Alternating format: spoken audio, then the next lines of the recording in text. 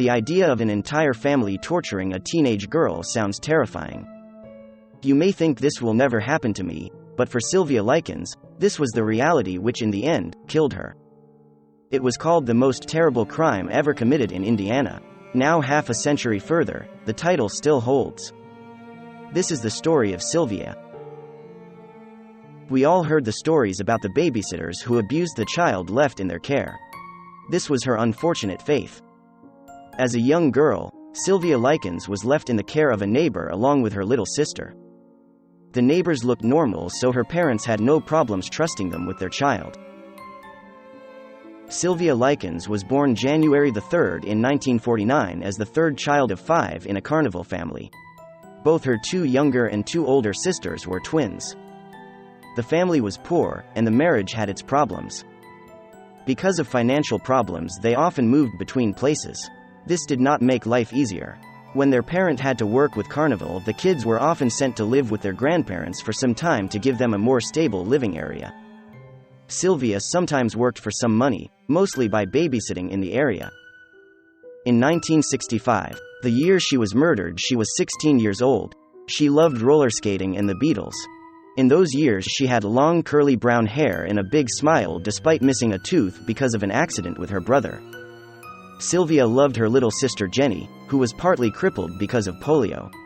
She enjoyed spending her babysitting money on trips to the skating ranch with her little sister.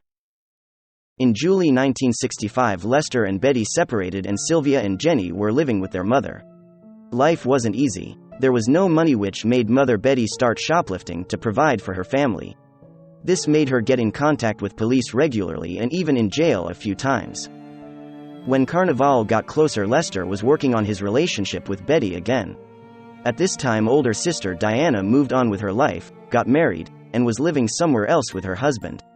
The 2 boys, Danny and Benny, were both living with their grandparents. Their mother only had to find someone to care for Jenny and Sylvia so she could work. Via some mutual friends, she found a single mom living and taking care of 7 children already. Her name was Gertrude Baniszewski, and she said she could take care of her girls for $20 a week. Lester knew she was also poor but was already very happy he found someone to take care of his children. The first few weeks everything went well. The kids spend their time outside in the park or listening to records. After the second week, when the payment for taking care of his children did not arrive in time, Gertrude took the girls upstairs, slept them, and told them she took care of them but got nothing in return. Their dad's money order came the next day. It was already too late because actions were already set in motion. Gertrude was underweight and suffered from depression and other illnesses. From now on, even if it was something small, every time the girl did something wrong, she would take a belt and beat them with it. When Gertrude herself was too weak, she would let her oldest daughter Paula do the work.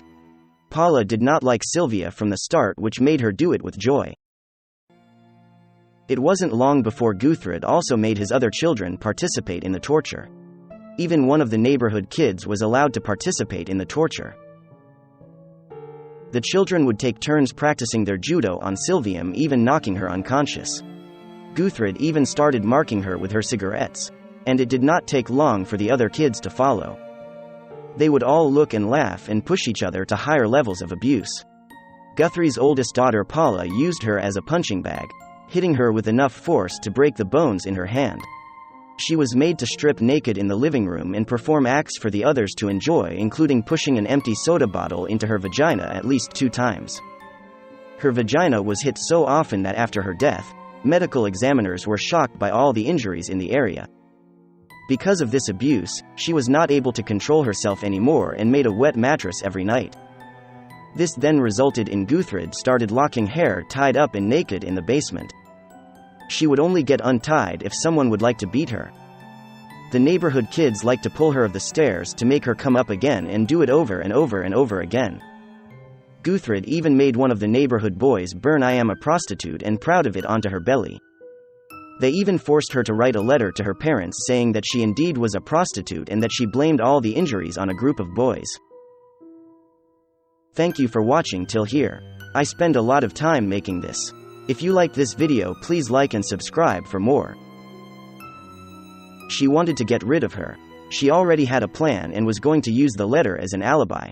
She made sure all kids that knew were told what to say. Sylvia knew it was not going to stop and she would die if she did not escape. On October 25 in 1965, she made an attempt to escape, but failed and was beaten badly as punishment. She even tried using a shovel to slap the basement wall. One of the neighbors heard it, but because it stopped fast, he did not call the police with the information until after her death. By the morning of October the 26th, Sylvia was not able to do basic things and have a normal conversation anymore, often compelling in herself.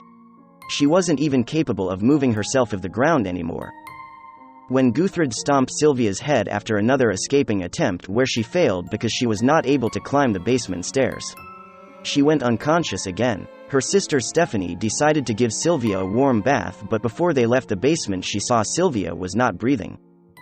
Little sister Stephanie did try to do mouth-to-mouth while Guthrie told everyone she was faking her death. But it was already too late. Soon after she died, Guthrie made sure Sylvia's body was cleaned and made sure everyone would tell the same story. Do not forget that during her torture she got no hygiene and slept in her own urine. When the police arrived, Guthrie gave them the letter she made Sylvia write early. She stated that she returned to the house after a sex session with a group of boys that followed her home and mutilated and killed her. The police were shocked by the stories. Just before they walked out, her little sister Jenny approached them and said, "Get me out of here and I tell you everything."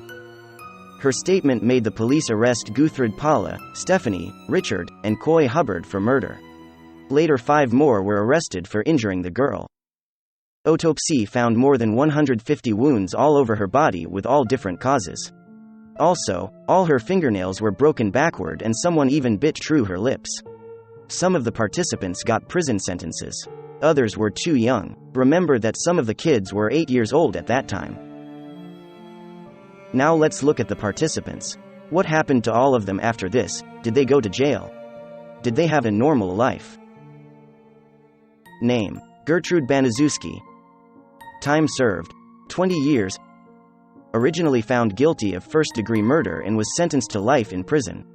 During her years at the Indiana Women's Prison, she was considered a model prisoner and earned the nickname of Mom. Despite widespread public outcry, she was paroled in 1985. She moved to Iowa and changed her name to Nadine Van Fossen. She died of lung cancer 5 years later on June 16, 1990. She never took responsibility for her crimes, claiming she couldn't remember. Name: Paula Baniszewski.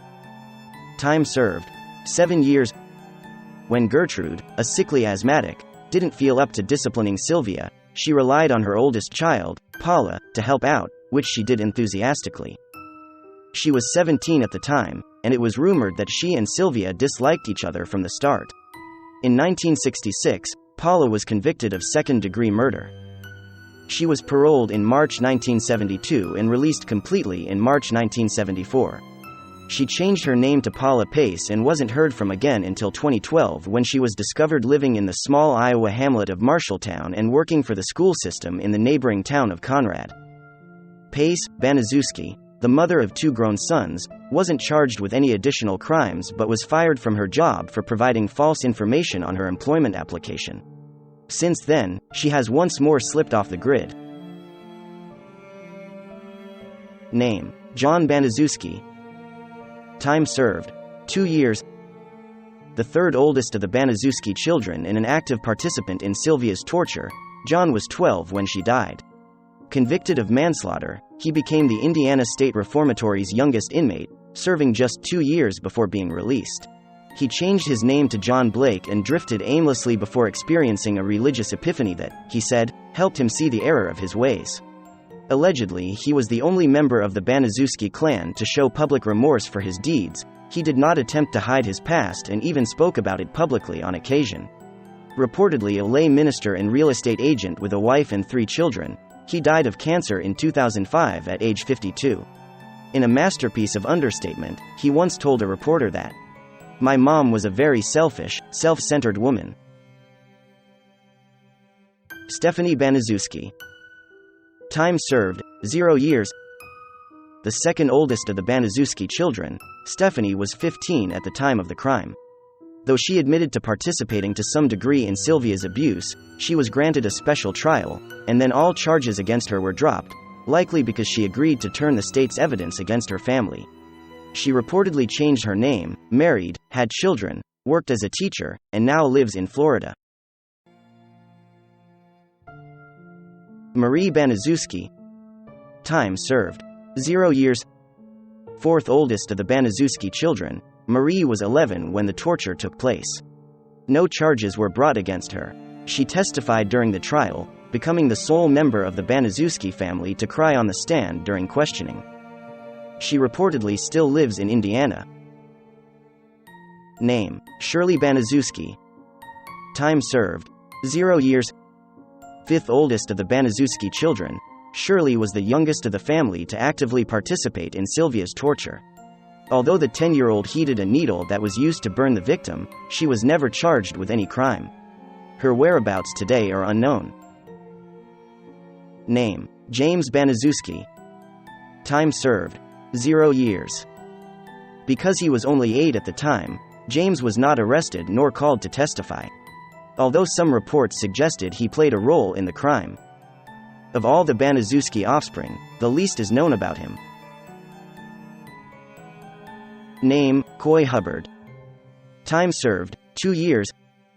As a neighborhood kid and Stephanie Baniszewski's boyfriend, Hubbard was a full participant in Sylvia's torture. His contributions included using her as a practice dummy for judo flips and punches and shoving her down the basement stairs. Convicted of manslaughter, he served only 2 years before being released. Oddly, Hubbard never changed his name and reportedly remained in the Indianapolis area most of his adult life. He was tried for another murder in 1982 but acquitted. He also reportedly lost his job in 2007 when the movie An American Crime about the Sylvia Likens case debuted. He died in June of that year in Shelbyville. Name: Richard Hobbs. Time served: 2 years. Another neighborhood kid who tortured Sylvia, Hobbs performed the infamous act of helping to carve the words, "I am a prostitute and proud of it," into her stomach with a large needle. The macabre task was begun by Gertrude, but when she became too fatigued to finish, Hobbs stepped in. Convicted of manslaughter, he served a short sentence and died of cancer in 1972 at age 21. Name: Diana Likens. Sylvia, her older sister who moved out of the house before her younger sisters were placed with Guthred, did try to contact her little sisters but was not allowed inside the house. After suspicion, she contacted child support. They checked the house but when arrived heard she run away after an argument and did not bother to investigate further. They made headlines recently with something else when she and her husband were stranded in their car for 2 weeks in the California backcountry with almost no food. Her husband died of a heart attack. Diana was saved just in time after 2 weeks by off-roaders. Name: Jenny Likens. Perhaps because she was crippled by polio, Jenny didn't suffer nearly as much abuse as her sister Sylvia did. She had the opportunity to tell people but did not, mainly because she was scared of making it worse. She did not think they would believe her because all other participants did not mind. When the police arrived to collect her sister's body, Jenny reportedly told them, "You get me out of here, and I'll tell you everything." As a Beech Grove resident, she died in 2004 at the age of 54. It is hard to believe such a thing happened. This is a horrifying story. Thank you for watching till the end. I hope you enjoyed it. Please like and subscribe for more, and see you guys next week.